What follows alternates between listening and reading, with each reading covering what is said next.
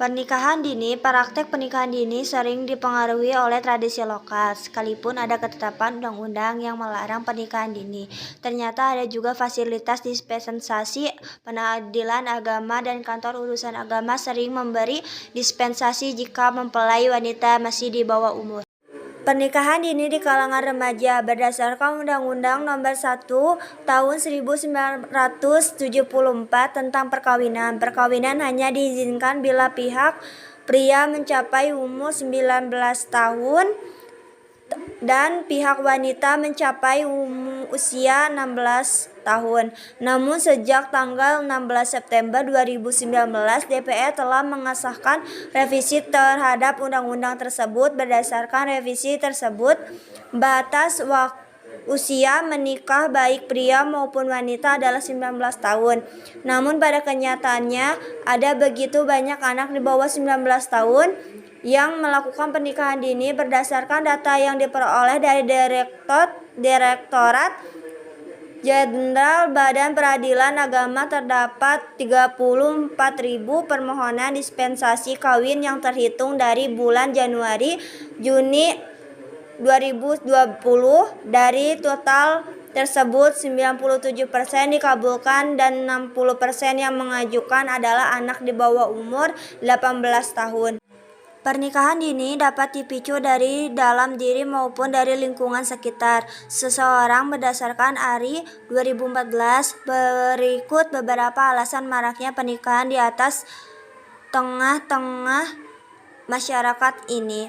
Faktor ekonomi biasanya terjadi ketika sang wanita berasal dari keluarga yang kurang mampu secara ekonomi, sehingga orang tuanya memilih untuk menikahkan anak mereka dengan pria yang sudah mapan agar sang anak memperoleh kehidupan yang lebih baik dan beban orang tua berkurang.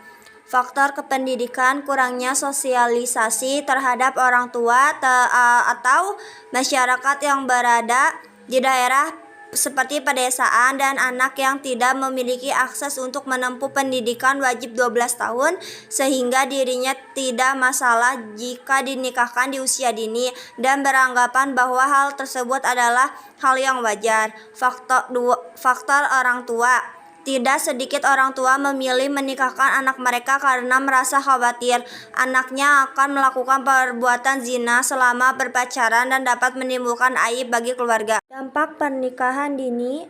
Pernikahan dini berarti bahwa pasangan yang melakukan pernikahan belum memenuhi standar dan belum mencapai batas usia untuk masuk ke dalam kehidupan berumah tangga. Oleh sebab itu, pernikahan dini dapat menimbulkan beberapa dampak.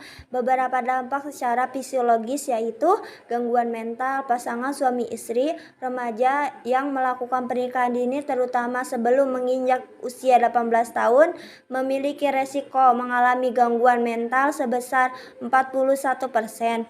Contohnya seperti depresi, kecemasan, gangguan disosiatif, kepribadian ganda, dan trauma psikologis seperti PTSD. Hal ini diperoleh dari penelitian yang terdapat dalam jurnal Pediatrics 2011.